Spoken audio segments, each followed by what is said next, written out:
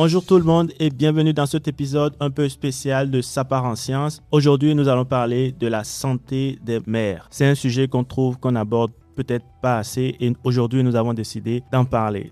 De façon générale, après un accouchement, l'attention est portée sur la santé du bébé, ce qui est tout à fait normal. Mais aujourd'hui, on va se poser plus d'autres questions. On va se poser un peu plus de questions sur la santé de la mère. Et pour en discuter aujourd'hui, je suis avec Ornella Fokam. Elle est étudiante à la maîtrise en sciences de l'activité physique. Elle travaille justement sur la santé des femmes après l'accouchement. Bonjour Ornella. Bonjour Fiacre. Alors, comment tu vas? Je vais bien, merci. Et toi?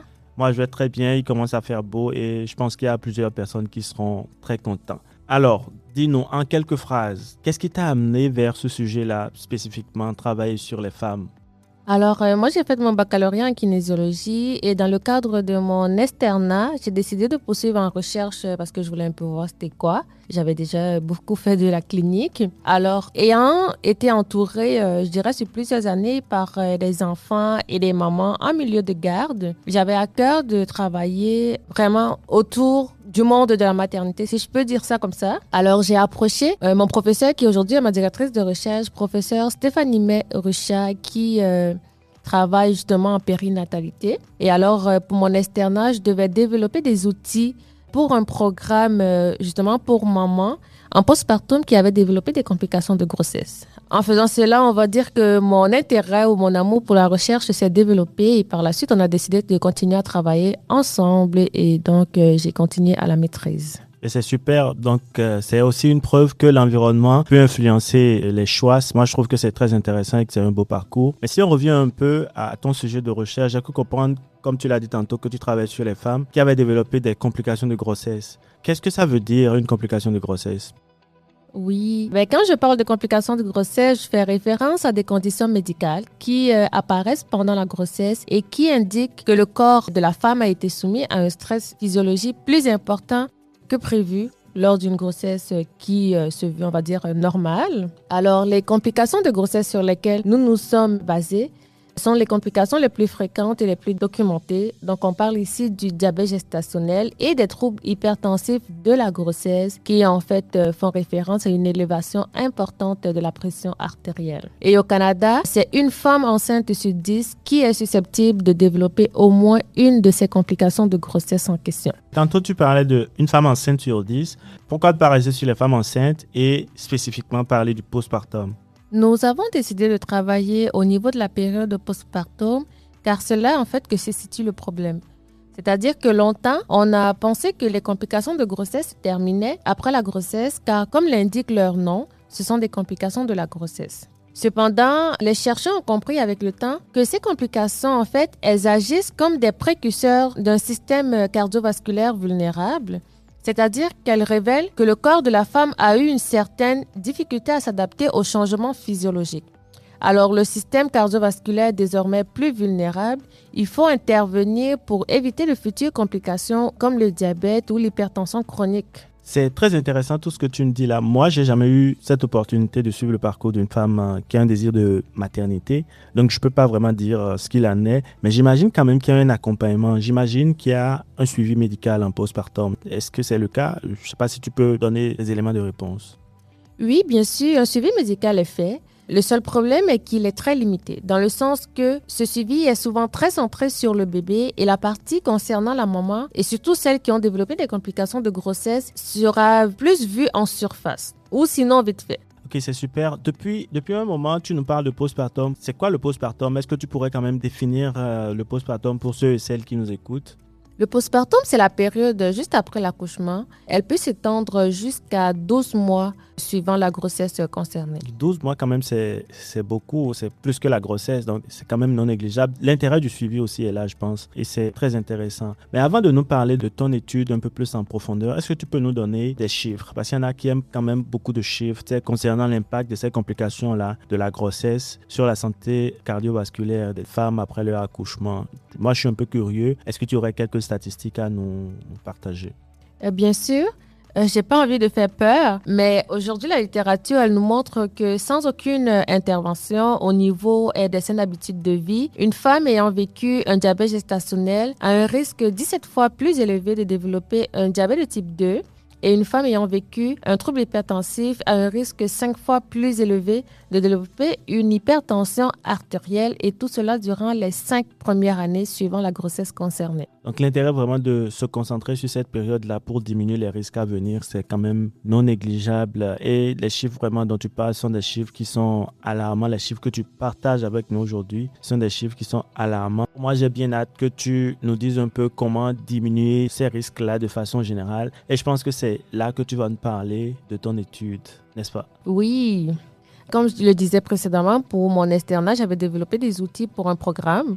En fait, le programme, il s'appelle Mon bébé, mon cœur. Pour ma maîtrise, j'étudiais la faisabilité et l'acceptabilité du programme en question. Plus précisément, on voulait savoir, est-ce que ce programme est adapté à la réalité de ces femmes? Est-ce que ces mamans y participeraient?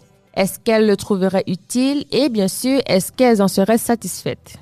Est-ce que sans trop entrer dans les détails, est-ce que tu pourrais nous parler très rapidement du programme Mon bébé, mon cœur? Oui, le programme Mon bébé, mon cœur, c'est un programme sur 9 mois. Durant les 3 premiers mois, on rencontrait les mamans toutes les semaines. Puis, on avait des séances d'activité physique, des séances en groupe, des ateliers en groupe aussi de nutrition et des séances individuelles d'accompagnement en motivation. Durant les 6 derniers mois, nos interactions avec les mamans étaient principalement à distance. Donc, on prenait davantage de leurs nouvelles et on voulait voir comment elles intégraient les acquis dans leur quotidien. Alors, si on y va un peu plus en détail, déjà toutes les activités se donnaient en la présence des bébés. Les séances en activité physique étaient données par un kinésiologue. Les ateliers en nutrition étaient donnés par des nutritionnistes. Et pour ce qui est des séances individuelles en motivation, elles étaient données par des intervenants formés en entretien motivationnel. Et toi, tu faisais quoi? Tu intervenais comment? Moi, en plus de chapeauter tout le projet, moi, j'étais kinésiologue. Vu que je suis kinésiologue de formation, dans les séances d'activité physique, je les donnais. Donc, tu as pris part vraiment à la phase pratique du projet. Tu es à la fin de ta maîtrise parce qu'on en a discuté en off. Il y a déjà quelques résultats, je suppose. Oui. Des résultats préliminaires. Donc, est-ce que tu voudrais nous partager quelques-uns de tes résultats, si possible, s'il n'y a pas de secret de publication autour? Alors, les résultats sont très intéressants. Je vous dirais que presque la totalité des participantes à l'étude sont restées jusqu'à la fin. Pour ce qui est des activités qu'on leur avait données, je vous dirais que la majorité des participantes y ont adhéré. Et pour ce qui est de la satisfaction, les femmes ont déclaré être soit satisfaites ou sinon très satisfaites du programme dans son entièreté. En quoi ton programme à toi est assez spécifique si on le compare aux autres programmes? Pour répondre à ta question, des programmes tels que celui qu'on a donné sont principalement faits en privé. Donc, qui dit privé dit des coûts qui doivent être payés par la population. Donc, ça, c'est un frein.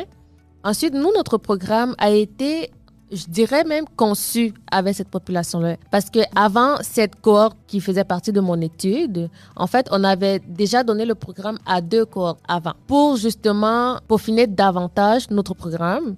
Mais ça, c'était vraiment dans un contexte plus clinique, on va dire. Donc, on l'a donné une fois, on a pris les suggestions, les commentaires des participantes, on l'a donné une deuxième fois et on a fait la même chose avant de finaliser notre programme et de le tester de façon scientifique. Et en plus de cela, bien sûr, les entretiens en motivation, c'est pas tous les programmes qui les ont. La littérature scientifique suggère aujourd'hui d'intégrer un aspect motivationnel dans tout ce qui est changement de comportement. Parce que oui, il est bien de vouloir changer le comportement, mais s'il n'y a pas la motivation derrière qui est appuyée, que ce soit de façon intrinsèque ou extrinsèque, il est assez difficile de réussir à faire le changement. Donc, la motivation, quand même, c'est une particularité dans votre étude, c'est ça? Oui. Écoute, Ornella, merci beaucoup pour le temps que tu as donné gratuitement pour Ça part en sciences, pour informer, pour partager aussi ton expertise avec les personnes qui nous écoutent. Vu qu'on est quand même dans la période des fêtes des mères, est-ce que tu as un message? Est-ce que tu auras un message de façon spécifique pour les mamans? Bon, mais si j'ai un message à passer, il serait assez simple. Je dirais, prenez soin de vous. Bien sûr, prendre soin du bébé, c'est important, c'est essentiel. Mais je dirais, c'est autant important de prendre soin de vous, car je pense qu'une maman en santé, c'est une famille en santé. Très belle citation pour clôturer ce balado qui est enregistré au studio La Forge de l'Université du Québec à Trois-Rivières. C'est très intéressant et la période est propice. Nous, au niveau de Ça part en sciences, on a vraiment donné de notre temps pour que ce balado soit enregistré spécifiquement à cette occasion. Et c'est un plaisir justement de l'avoir enregistré avec toi. On est là. Est-ce que tu aurais, c'est pas un dernier mot aux personnes qui nous écoutent? Prenez soin de vous et merci pour votre écoute. Alors moi, peut-être en dernier lieu, je vais demander aussi aux pères et aux frères et aux sœurs de dire quand même bonne fête aux mères qui sont à côté. Bonne fête des mères à toutes les mères. Et sur ce, c'était Fiacre Plogan et on est là pour Ça part en sciences. À très bientôt pour un nouvel épisode.